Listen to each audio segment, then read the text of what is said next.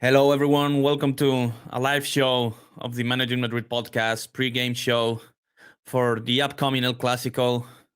Not your usual host, Kian Sobani here. This is Lucas, obviously. As you can see, Kian is probably setting up and picking up the accreditation at the Bernabeu right now. So we are going to wait for him for a few minutes while we are kind of reviewing both lineups from Real Madrid and Barcelona. Both teams have published their starting lineups already. It's 1 hour before the game starts, and obviously a massive Clasico for Real Madrid, for both teams, obviously. But for Real Madrid, I feel like it's a very good opportunity to make a statement. I believe that um, Barcelona have a very good opportunity also to build a 6-point lead if they manage a 6-point lead, and also make a pretty big statement if they manage to get this away win at the Bernabeu. So this is something Real Madrid must avoid at all costs tonight, with considering they have the home field advantage. I'm not at the Bernabeu, Kylian is, so this is why I'm hosting right now Twitch edits. And hopefully he'll be on soon. I believe he wrote me, he texted me 25 minutes ago or so, saying that it's pretty busy at the Bernabeu, obviously, and he's probably picking up the accreditation, setting up his stuff at the press office and at the press row and all that. So yeah. Anyway, let us know in the comments, in the chat. I'll read some of your chats during the show while I review the lineups. Obviously, for Real Madrid, they have what I initially expected and predicted on my predicted lineup. Sorry, my sources told me earlier today that Ancelotti was going to go with Lunin, Vázquez, Rudiger, Militao, and Mendy, Tchouaméni, Camavinga, Valverde, and Bellingham in the midfield, with Vinicius and Mbappe playing as the attackers. Formation kind of questionable, kind of interchangeable, if you will. I can only assure you that these are the 11 players who are going to be on the field, and then formation remains to be confirmed and remains to be seen. Really, we still don't know what the formation. We still don't know what the formation will be today. So take that with a bit of a grain of salt, considering that I personally expect a 4-4-2, but we don't know who would play on the right flank, for example, in that four-man midfield. I personally think that the best fit for that position would be Valverde, in order to help Vázquez against Rafinha a little bit, but maybe it will be Bellingham with Camavinga on the left, and then Valverde and Tchouaméni as the double pivot. That would be what Ancelotti has gone with for most of the season, but in this particular context, in this particular game, I think that it would make sense for Real Madrid to use Valverde as the right midfielder. Let me read some of your comments. Yeah, no surprises. Do I like the lineup, Frank? Yeah, I do. Not only I like it, not only I predicted it, I also liked it. I think it's what made the most sense tonight. Brahim could have also made sense, but I think him coming from the injury and coming off the bench later in the game will make a little bit more sense. Also Modric, obviously, but he's my main thing about Modric for this game is the fact that he just played 70 intense minutes against Borussia Dortmund, and he's obviously very old. So as soon as I saw that Ancelotti was going to start Modric against Dortmund, I kind of realized that his main plan and his main idea for this game always was to start a four-man midfield with Tchouaméni, Camavinga, Valverde, and Bellingham. Maybe also Rodrigo's injury changed his mind. I do believe that Rodrigo was probably still going to start this game of the bench if he were available, but he will not be an option, obviously, after the injury he suffered against Dortmund. So let's see more. Let's see. Let's see Barcelona's starting lineup. It's also confirmed. So they have Iñaki Peña as the goalkeeper, Koundé on the right, Cubarsí and Martinez in the center of the defensive line.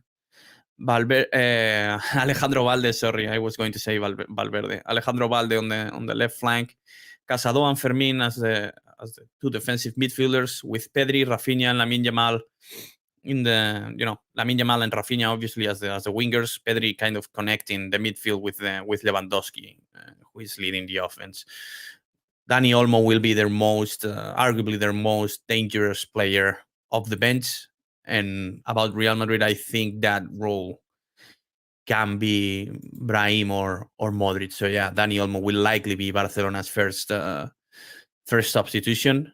And for Madrid, I think that will likely be Modric, unless Brahim is really needed in that kind of context. Yeah, Lucas Vázquez is obviously starting as the right back for Real Madrid now that Carvajal is injured. I just saw a tweet from Kian. He's kind of starting and logging on here, so he should be back here really soon.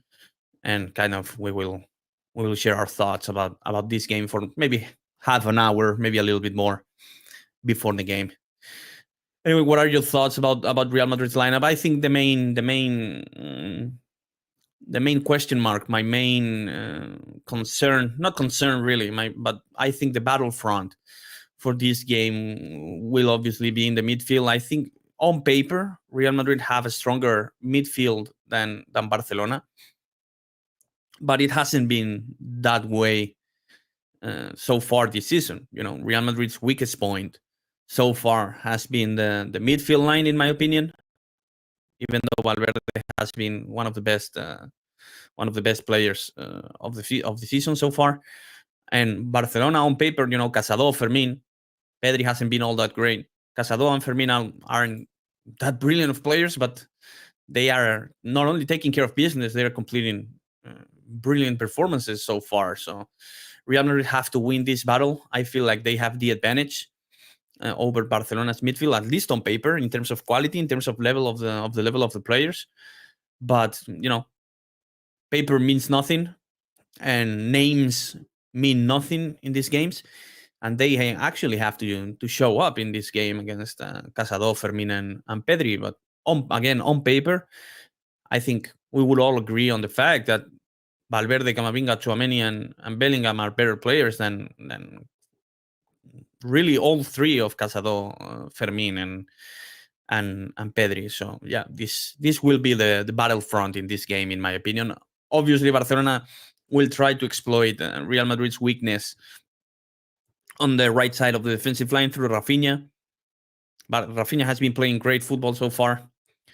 And but Vázquez, the same cannot be said about Vázquez, who struggled against Dortmund, even though he actually scored the go-ahead goal in that match against Dortmund on Tuesday. So yeah, both teams are set up to exploit the opponent's weaknesses, I believe.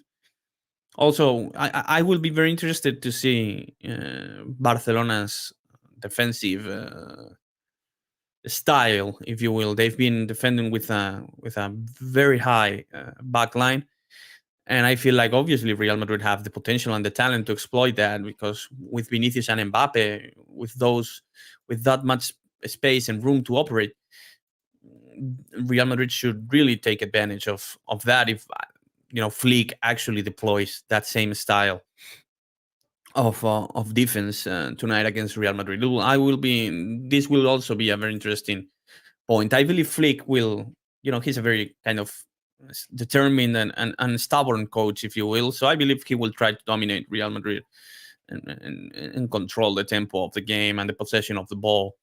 But on the other hand, that will also play to Real Madrid's advantage, because Vinicius and Mbappe, I feel like they are unstoppable against that kind of defensive system and defensive assignment. So it will be very interesting to see if Mbappe and Vinicius have this room to operate against Barcelona's backline, because if they do, I believe Real Madrid have the advantage to take care of business tonight and come and cut Barcelona's lead to 0 points, really. Go even with Barcelona in the table.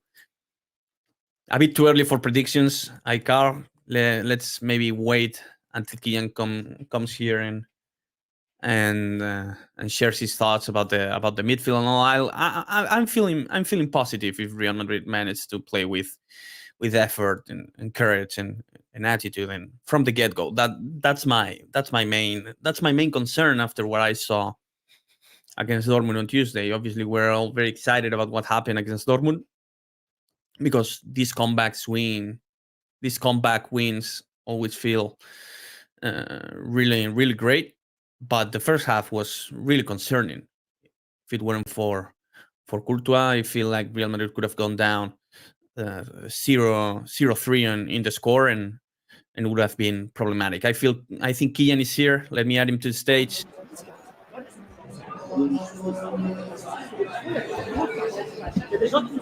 That Kian, can you hear us? I can hear you. Can you hear me? Yes, sir. We Okay, can hear you. beautiful.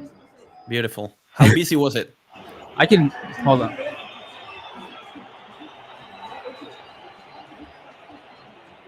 The Real Madrid goalkeepers just entered the field.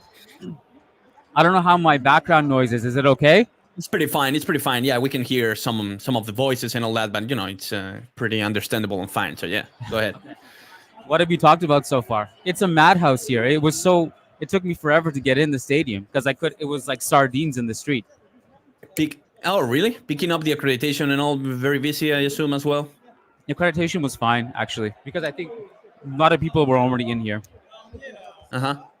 But yeah, I don't. I haven't even. I just kind of walked in. I haven't even seen the Barcelona starting 11 or anything like that. Okay, let me walk you through the Barca starting 11. I already touched on it, but yeah, let's get your thoughts on it. It's obviously Peña, Koundé, Cubarsí, Íñigo, Valdé, Casado, Pedri, Fermín, Lamine Yamal, Rafinha, and Lewandowski. Kind of what we expected, almost probably coming off the bench. Status quo. Yeah. There were a lot of people who thought Militao was going to start right back, but I knew Uh-huh. because Yeah. Lucas is never wrong when it comes to starting lineup predictions. This was. Have you ever been wrong? I only remember two this year, but both this year you've been right with your predicted lineup. I keep it kind of very low, and I only like publish like 6 or 7 Yeah, like big properly games. do it. I publish every article, articles and predicted lineups every single game, but in terms of publishing them on social media and kind of crediting my sources and all that, yeah, I try to keep it kind of calm and low. And but yeah, for the last few years I think I've got them all right, so yeah. And did you have any further thoughts on the lineup? Do you like it? I like it. I not only I expected it, I also like it. To me, what's most important, other than the 11 players on the field, I said this already, is who is going to play ahead of Vasquez on the right side of the midfield. That I don't know. My source didn't know either, and remains to be seen. And to me, it should be Valverde to help Lucas Vasquez, but I feel it's going to be Bellingham with Camavinga on the left. What do you think? So where do you have Fede then? Double pivot? Double pivot with Chouameni, yeah. Possible. I mean, I think this is a lot of this becomes interchangeable, but I would like, yeah. I mean, based on what we've seen in the last few games, Lucas Bellingham has played on the right quite a bit, Yep. and that's what we have seen. So I don't think it would be any different. I mean, I said this before many times that I really miss Fede getting into attacking positions. Yep. And you probably sacrifice that. Like I can, I look, I don't know about you, Lucas. I can almost already see how everything plays out. I feel like maybe I should have more faith in Real Madrid in this situation, or maybe I'm justified in feeling this way. I feel like it's going to be a slow start. There's going to be like, and then because there's just, when was last time we really came out urgent from the first minute? I don't know. Not this season, for sure. Not this season. I kind of expect Fede to be in a conservative role. I feel like we're going to, I mean, on one hand, if we're at least better defensively because of that than we have been in the last few games, fine. And we want to really take advantage of Barca's high line, then fine. But I mean, in terms of question marks in the starting lineup, there were really none. The only one I can think of that might have started was Modric. But given that Yeah. Rodrigo's injured, there's no other like possible, surprise that could have happened. Militao right back maybe, but yeah. Yeah, but the Militao option never actually made sense to me. Who was going to play center back then? Chouameni to make room for Modric? Nah, never Yeah, really made sense to me. Yeah, yeah. I don't know. And also in a weird way, I kind of like trust Vasquez in bigger games. So, hopefully. um, I hope that's the case. By the way, I don't know if you guys saw anything on the TVs or the media, but you can already kind of see the setup for the tifo, and Yeah, it's the whole stadium. Like it's not yeah. just the one side. Do you want to see it, or you already saw it? I'll do a No, quick no, spin. go ahead. Obviously, yeah, yeah. Go ahead. Full Tifo this time. Nice. Looks nice. You, yeah, it's kind of white and purple all around. Mm-hmm. I think it's Nice. gonna look good when they do the whole anthem. Is it Yeah. cold, Kian? How cold is Yes, it? it's cold. It's pretty I cold. mean, it feels cold anyway. I don't know, but it's cold. Yeah, um, it's pretty cold here in Valencia as well. Like today has been the first true day of fall. So yeah, looks like Madrid is closer to winter actually. But yeah, the last couple of days, bro, this whole weekend, it's pretty cold here. But I don't know if anyone else wants to tune in to find our opinion about the weather here. did you get to see the arrival from the bus arrival to the stadium? I assume you didn't because From it's actually quite busy. But yeah, I saw it from afar. Like I never go and like try to like get to it and watch yeah, it, me but neither. Yeah. because like just sometimes because of the coincidence and the timing, I'll see it. But I wasn't really close to it. I actually saw the Barcelona bus drive by pretty close, and yeah, it was just like this is Clasico. Like I actually find like the two best atmospheres are generally like Clasico and the Champions League here, and it Absolutely. was just very like you walk around the Bernabeu on a normal game day, and you walk around on a like tonight you can't walk, like you're just stuck like that's sardines. So I finally made my way through, but um, what did you already talk about in terms of the game? Did you get into anything specific? Yeah, I said that I feel like the main battlefront and battleground in this game will be the midfield. And I also said that on paper, definitely Real Madrid have a better midfield line than Barcelona, but it hasn't been that way so far this season. Real Madrid have struggled with their cohesion in the midfield, and on the other hand, Barcelona are completing some brilliant performances after that. I was going to say strange loss in the Champions League. It wasn't strange; it was just a bad performance. But Barcelona are taking care of business in quite solid and convincing fashion, whereas it's the opposite for Madrid. So I feel like that was the main battleground in this game. I'm not sure if you agree or if you are actually placing your focus on maybe how Real Madrid defend Barcelona's wingers. Yeah, I mean, I watched Barca Bayern like a day after it actually happened. when it was live, I was in a bar, so I wasn't really paying attention that much. But then I actually went through it again, and I actually came away with a different conclusion than when I was watching in the background. My background watch was like, oh shit, these guys are doing awesome, and that's still true. But upon watching it again, I saw so many holes in Barca's defense and so many avenues that Bayern couldn't exploit for whatever reason. Like us, yeah, all they had to do was like a simple pass to Davies out wide, and then all he had to do was just send Gnabry through, and it was game over. There was so much space, and they just weren't consistently finding that ball. Um, and then there were like heavy touches from Harry Kane. And I've obviously watched that Osasuna game. I've watched the Villarreal game where Villarreal had 200 chances. I kind of watch it in that lens, in that this Barca team is very, very, very good and strong offensively. Defensively, they haven't been as good, but that really hasn't mattered because their offense has been so freaking good, and Lewandowski has been so hot, and Rafinha has been so hot, and Lamine Yamal has been so hot that it doesn't matter if like they slip a couple times defensively. So, Yes. and this is like when I was talking to Andreas yesterday, he made this point too. It's like, okay, so we can sit here and we can continue to talk about, oh, how can we exploit Barca's high line and all these holes, but then we also have to talk about the fact that their front three also need to be stopped. And I Mm-hmm. actually, that's where I'm probably most concerned. Uh huh. Lewandowski's on fire, but I also think maybe it's fair to mention that Rudiger is probably the defender you want to have on an assignment like this, because he's manhandled players like Osimhen and Holland in the past.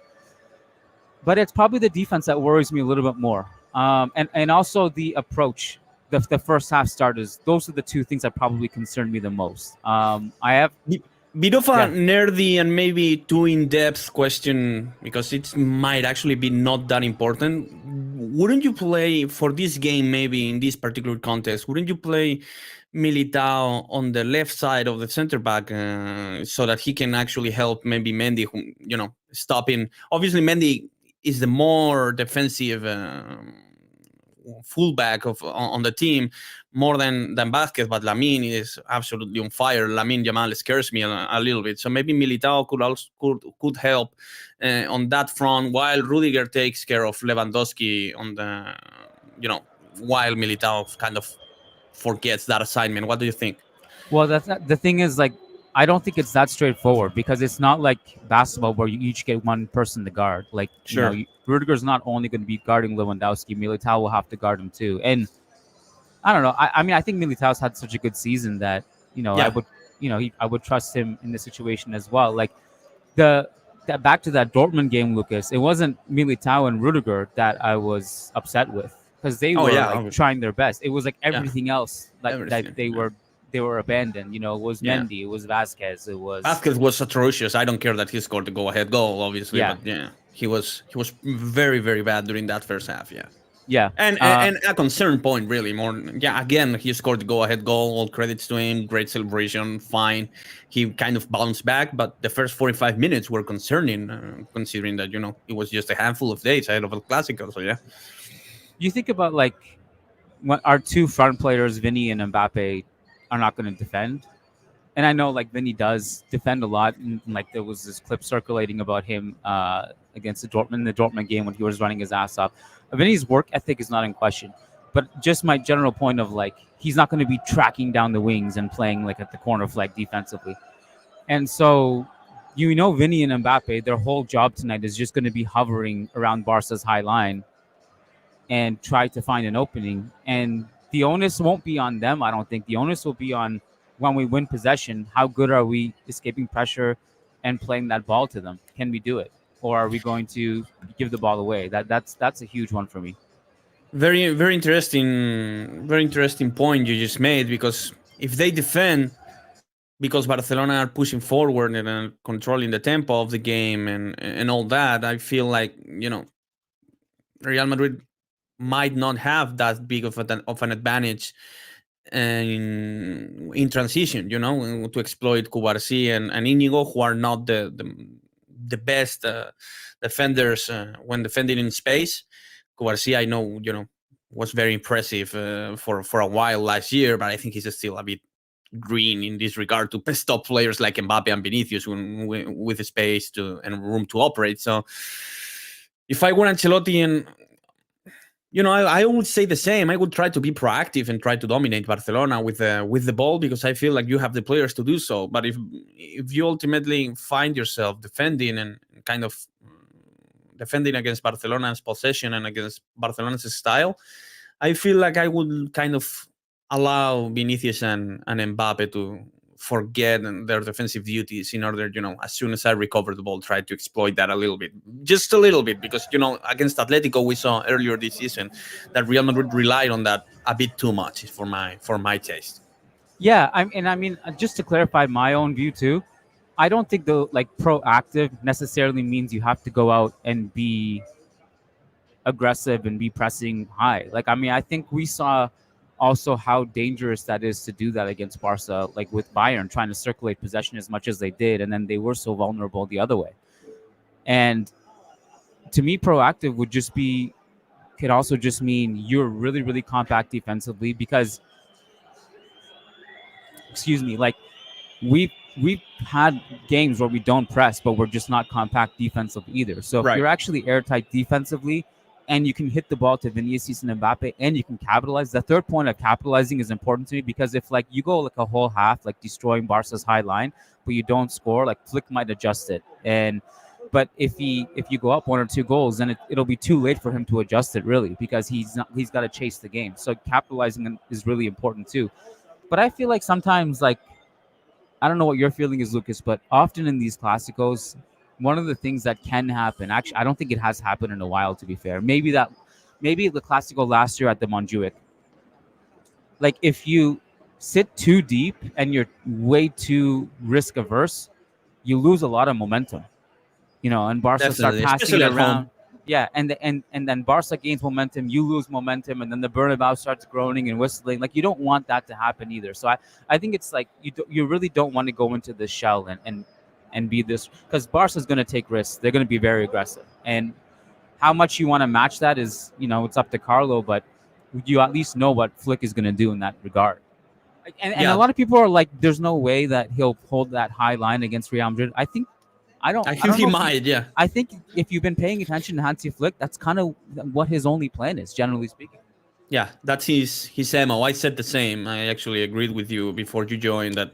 I actually expect Barcelona to kind of implement this style, even though they're away at the Bernabeu, and that Real Madrid have very dangerous weapons through counterattacks to kind of punish that kind of playing style. But yeah, that's Flick's mo. So yeah, we'll see what happens in that regard. But capitalizing is very very important. Not only scoring goals but just creating danger. Real Madrid relied on that against Atletico a lot, and they went nowhere those chances. And well, I feel like for at least for the most part, and you need to create some kind of danger and to apply some kind of pressure in order to feel like at least you're in the game. Because if otherwise, if you are dominated at home against Barcelona when Barcelona are 3 points ahead in the table, you're not making the statement you need to make tonight.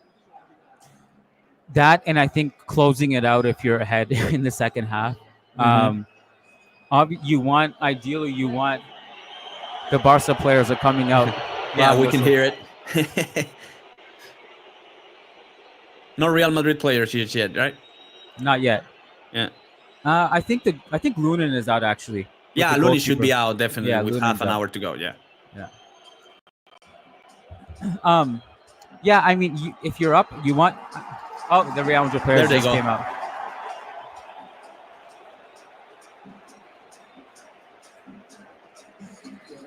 Yeah, I mean, I think you want, if you're ahead in the second half, you want to close it out like the Dortmund game, because if you there are two really bad examples this season, one against Alaves and one against Atletico Madrid, where the team was just so complacent and bad defensively to close out, and probably others that I'm forgetting about. But the Dortmund closeout was spectacular because they just went Hmm. for the throat and they just kept going and going and going. That like, and you've seen so many times in the Clasico where Ancelotti goes ahead and then in the post game press conference he's like, the goal is not to embarrass Barca, the goal is to win. And it's like, okay, well, you don't need to embarrass them if you don't want to. I mean, I personally would love to embarrass them, And but you like, and you end up losing some points there, like you did against Atletico. that's the thing. Like, trying to conserve the lead in this club has always had the opposite desired outcome. It just makes you more vulnerable defensively,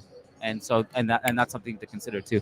We have three super chats. Do you want to get to those? Yeah, absolutely. Go ahead. I actually didn't know how to get them in the system, so yeah, you just Oh, go ahead okay, and do it. cool. Nishlish Patel says, when was the last time Courtois played a professional Clasico? Is Lunin carrying the same confidence from last season?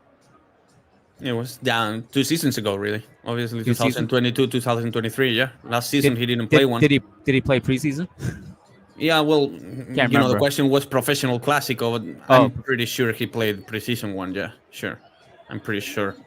yeah, I guess so. Um, is Lunin carrying the same confidence from last season? Well, we've seen Lunin this season so far.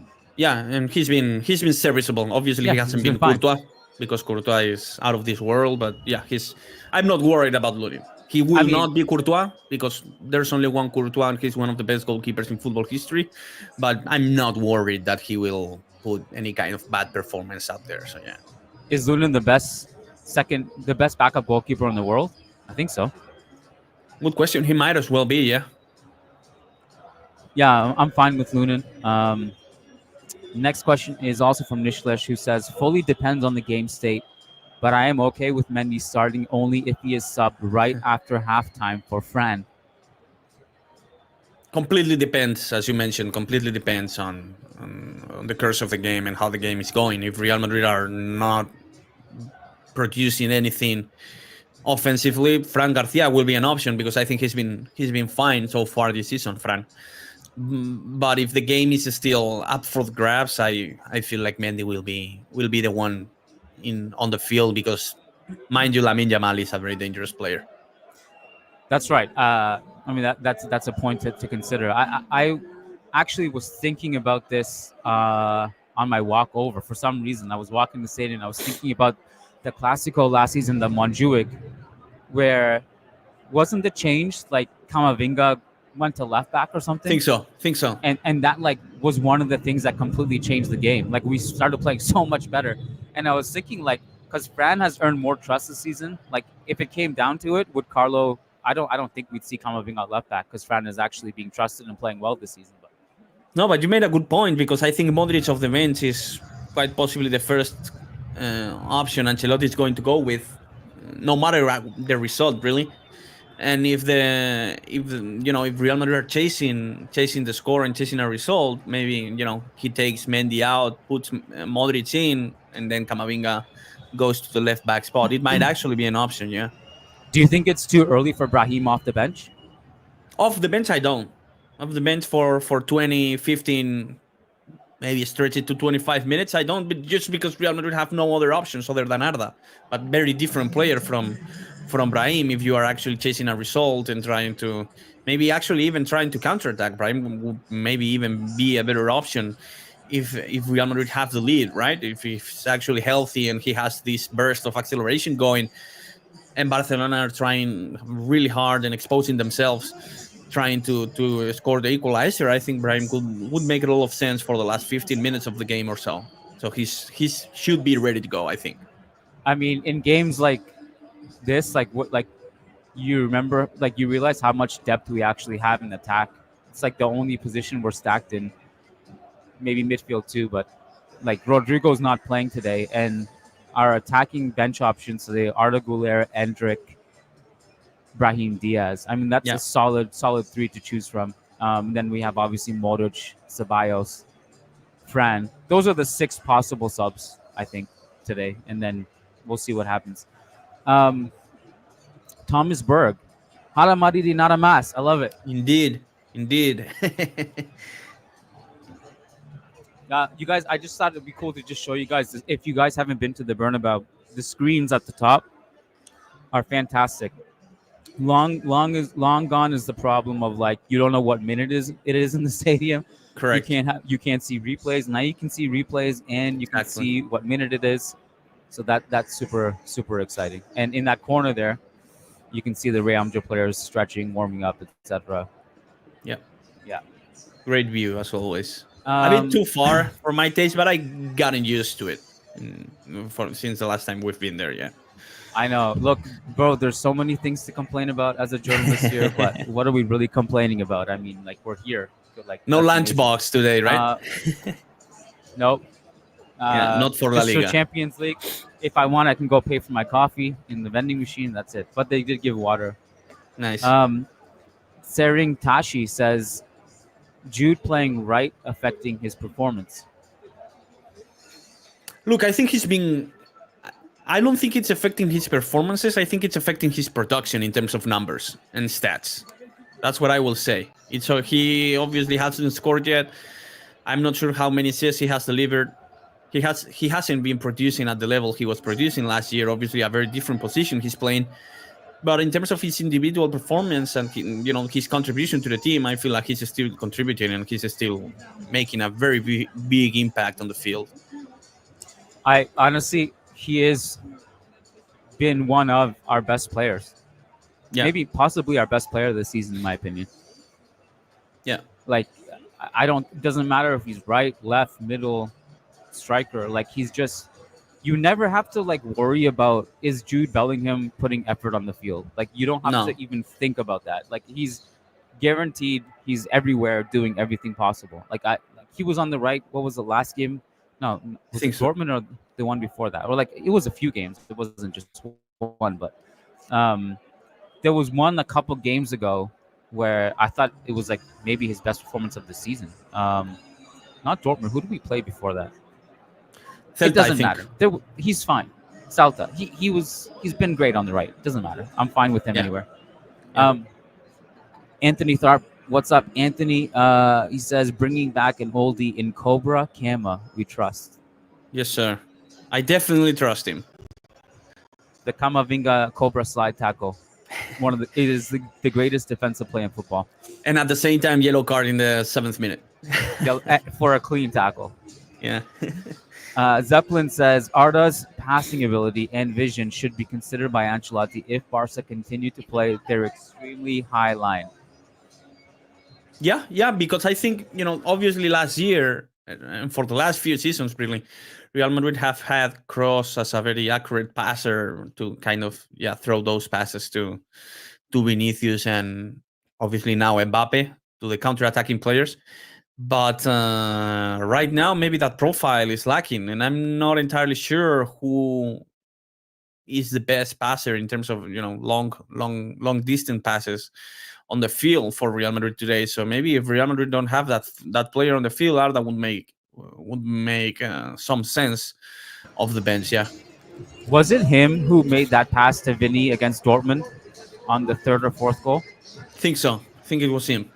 That's the exact pass you need like 200 times tonight. Yeah. So yeah. I think there's definitely a place for him off the bench, no question. But yeah, I don't expect him to play more than 30 minutes tonight. But yeah, we'll see. I don't even expect him to play that, but yeah. But I theoretically, I think I agree with that. Made sense. Yeah. Okay. Anything else? Not from me. Just feel free to share any other experiences or thoughts you've encountered at the Bernabeu, because I think tactically and in terms of the preview, we've kind of went through everything. So yeah, go ahead. Just a couple thoughts. I mean, to get into tactics more than we already have at this point, 20 minutes before the game is probably pretty futile. And sometimes you can do all the tactical analysis you want, and it's just a completely different game than what you anticipated. It was an honor to speak to Michael Laudrup's son yesterday at Real Madrid City, and we did a little preview podcast from Valdebebas. And this is important, Lucas. Tonight's post-game show was only for members. It's the biggest game of the month. The post-game show was only for members. So hit the memberships tab on the YouTube channel. You get a link, a private link, and you join us live there. And if you can't join us, you'll still get access to the recording after. So make sure to hit join underneath this video, or hit the YouTube memberships tab, or go to patreon.com/managingmadrid. You get the link. And I will be there from here, live from the stadium. Matt will be there. Sid Harth will be there. Lucas, you want to join? You have access to the StreamYard link if you're feeling it.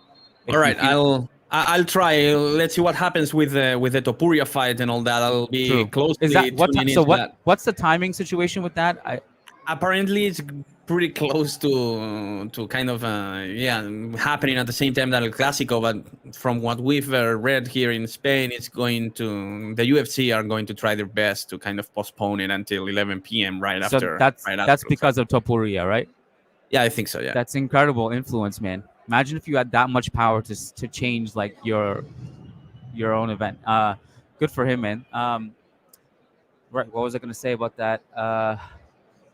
I don't know, but just join if you're feeling it. One more super chat from Super Tramp. If there is any change for us to lose, is there any chance for us to lose the battle in midfield tonight? If so, how? There is, because we've lost the midfield battle many times so far this season. Even though on paper Real Madrid have a very strong midfield, so we'll see what happens. How by just allowing Barcelona to dominate and control the tempo and distribute the ball very efficiently, without any kind of pressure, without any kind of opposition from our midfielders. So we'll see what happens, but there's definitely a chance Real Madrid lose the midfield battle tonight. Even though I feel like all of the midfielders on Real Madrid side are definitely better than Barcelona's, but we'll see what happens. I think it totally depends on also your definition of losing the midfield battle. I'd be totally okay if like we lost the possession battle to Barca's midfield, if they pass it around, if it meant that we were so good defensively with that midfield they just could not find the solution, and then we just cooked them the other way. Sure. That would to me be defined as we won the midfield battle despite not making Sure. as much passes or controlling the possession as much as them. But obviously, if you cede possession and you get cooked and you lose, then obviously you lost it. So totally depends. Absolutely. Um, all right, Lucas, I'm gonna go inside and warm up my hands. Yes, sir. And one more quick view for those of you guys who joined YouTube late. Nice. Real Madrid players are still warming up. Yeah, I hope you guys enjoy this one, and Enjoy it, hope you Kian. guys have don't have a stressful evening. All right, thanks, Lucas. Good Yes, chatting with sir. you. Thank you, man. Thanks, Enjoy it. listeners. Peace out, See you guys. guys. Later.